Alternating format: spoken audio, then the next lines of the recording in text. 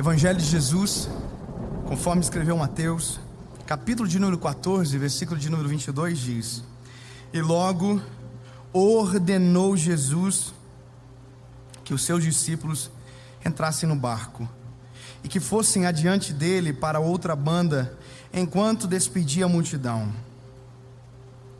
Esse texto, ele mostra uma dinâmica de Jesus trabalhar diferente daquela que era comum. Veja, Jesus era persuasivo, inteligente, amoroso. Então, a palavra ordenar não era necessário com Jesus. Jesus não precisava ordenar, porque o pedido dele era uma ordem. Bons líderes não ordenam, eles pedem, porque o pedido deles se torna ordem pelo amor de quem segue a voz dessa liderança. Isso é normal. Quando a gente age com a autoridade inadequada, a gente meio que fecha o coração de quem ouve. Então, quando Jesus ordena, Jesus não está dando opção deles dizerem: olha, não tem como ir depois, ou esperar o Senhor vir, talvez o Senhor despede a multidão, a gente fica junto. Como Jesus tinha acabado de fazer um milagre de multiplicar pães e peixes, então eles estão tudo meio esbabacados ainda com aquilo, estão tudo meio confusos. Olha, como que sobra pão e peixe de 5 pães e 2 peixinhos? Então estão tudo assustados. Só que Jesus, quando ordena, ele não abre margem para discussão, ele só ordena. Então Jesus, de maneira intencional e imperativa, obriga eles a entrarem no barco e atravessarem para outro lado. Mas tem uma coisa: qual é a necessidade de Jesus ordenar com discípulos que o seguiam voluntariamente? Eu vou te dizer, eles já tinham vivido tempestades na vida.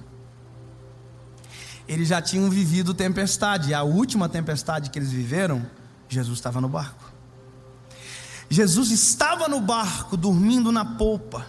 Então, quando a tempestade começa, o vento assola, as ondas açoitam o barco, eles gritam: Jesus, acorda! E Jesus acorda, acalma o vento, a tempestade, e eles exclamam entre si: quem é esse que até o vento e o mar obedecem? Eles têm história. Só que agora Jesus está mandando eles irem para o meio do mar, sem Jesus na proa, na polpa. Antes eles viam a solução para o problema dentro do barco. Agora, se desse problema, os olhos deles não veriam a solução. Quem já foi na Galileia, quem já andou no meio daquele mar, é interessante, quando você sai da margem, não tem vento, a água é parada, mas quando você está exatamente no meio, tudo se altera, o vento, as ondas. Então eles conhecem o mar, tem histórico de tragédia, de tempestade, só que tem a lembrança de que Jesus estava no barco. Quando Jesus ordena eles a irem, Jesus sabe da tempestade, do medo e do trauma. Jesus sabe.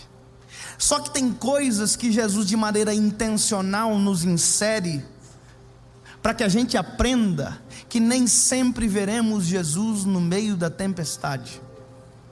Nem sempre Ele estará dormindo no barco. Agora escute, não é pelo fato de você não enxergar que Ele não te vê. Não é pelo fato de você não enxergá-lo na polpa que Ele, da onde está, não te vê no meio da tempestade. Quando Jesus os coloca na tempestade, Jesus diz: vão, que eu já vou.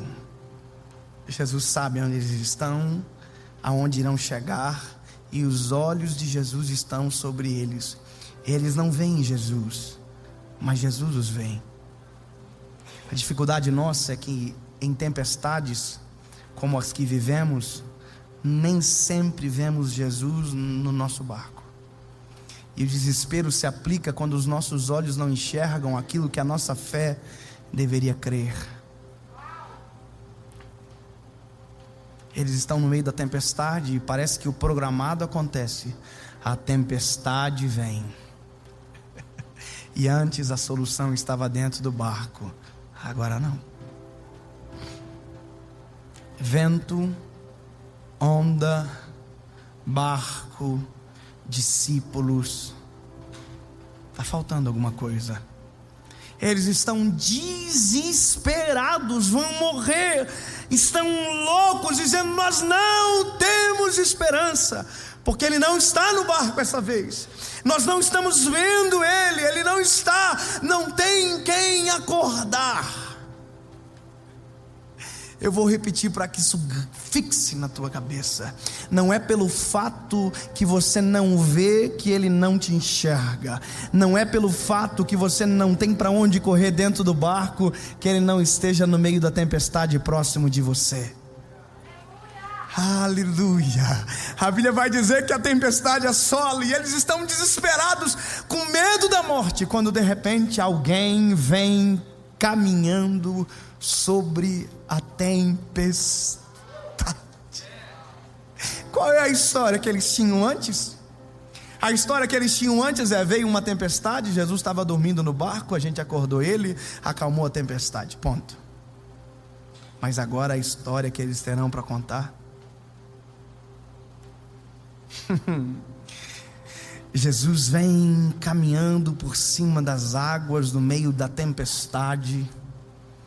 Eles olham e dizem: é um fantasma, porque aquilo que eles esperavam era Jesus dentro do barco, e Jesus não está dentro do barco. Aconteceu a mesma coisa com Marta e com Maria. Nem sempre o milagre que desejamos é aquilo que Ele tem para nos dar. Marta e Maria, Jesus está chegando e elas dizem: se o Senhor tivesse aqui, o nosso irmão não teria morrido. Elas estão dizendo: eu queria cura, e para cura o Senhor está atrasado. Jesus: não vim para curar, vim para ressuscitar. Ei, a tempestade está posta, Ele nos obrigou, e se Ele não nos obrigou, Ele não vem, não tem como vir, não tem barco agora, e aí? E aí Ele está andando sobre as águas, na tempestade. Coitado, Gabriel Medina passa vergonha perto desse homem, porque ele não acalmou a tempestade para andar por cima das águas, ele andou por cima das águas no meio da tempestade. O vento é contrário, o mar é revolto, mas Ele tem domínio sobre todas as coisas. Ele caminha por cima das águas, e Ele está indo ao encontro. A Bíblia diz que quem vê diz: é um fantasma, todos se espantam.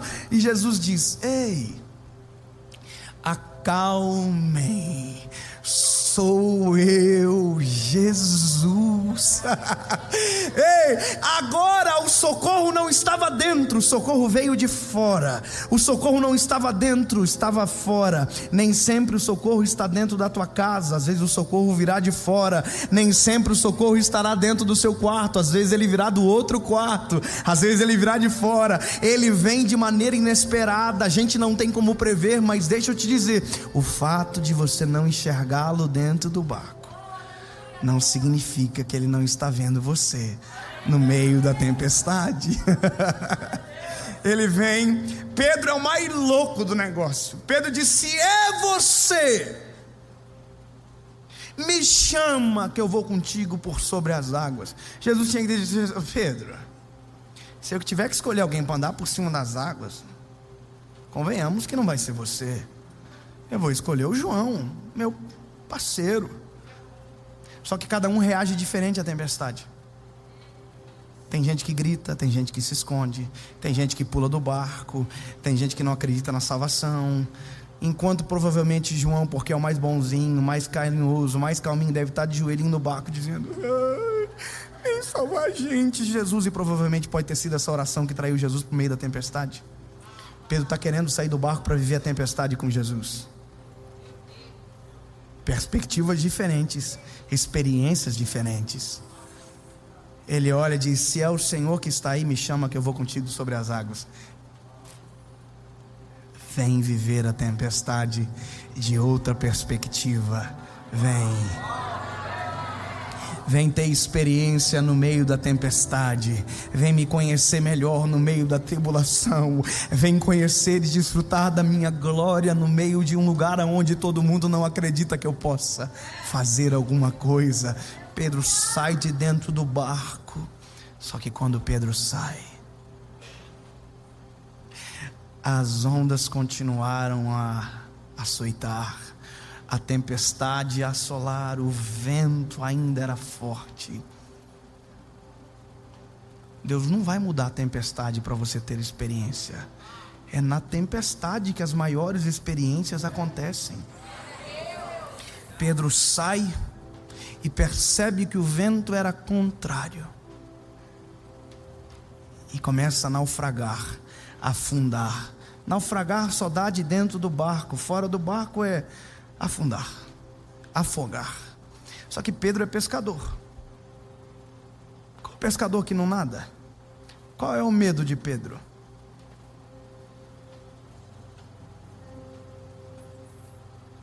Você acha que foi a primeira tempestade que Pedro entrou? Qual é o medo de Pedro?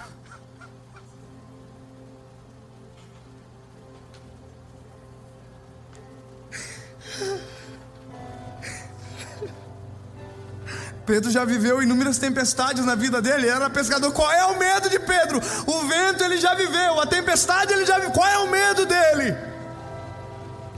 Perder Jesus de vista de novo.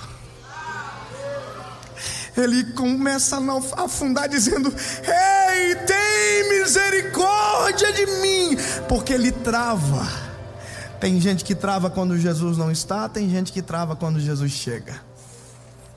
Ele trava. Já teve um sonho que algo ruim aconteceu e você não conseguiu correr? Já viu coisa horrível? A gente quer correr, mas que... Já teve um sonho que você quer gritar e não consegue gritar? Já viu? Entra um bandido na casa no sonho, aí você quer... A voz não sai, já viu? Pedro sabe nadar, mas está travado.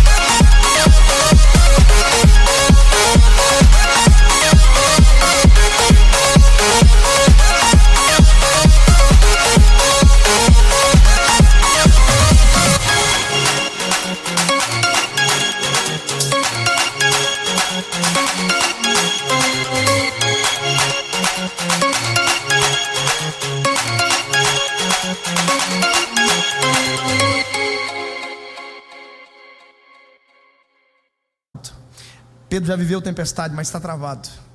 Eu me lembro quando eu era menino, uma vez estava uma pedra assim, e meu pai disse: fica em cima da pedra, David. Em outras palavras disse: se afogue, pode morrer, porque não vai dar nada. Para a gente que é criança, todo não vira assim, né? E aí meu pai: não saia da pedra. Conclusão, caí da pedra e comecei a afogar e comecei a morrer. Sabe o que passou na minha cabeça naquela hora? Sabe o quê?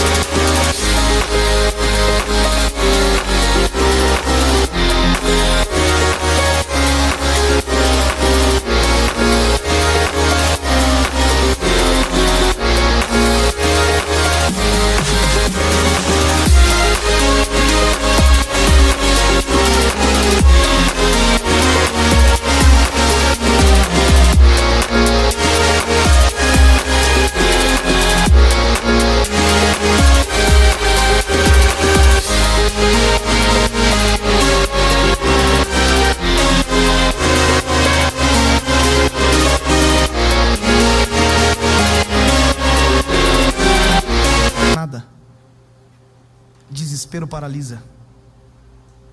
Pedro está paralisado. O vento era forte.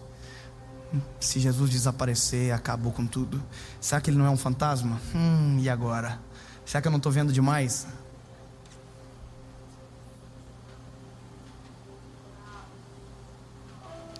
Você pode paralisar, mas eu não paraliso.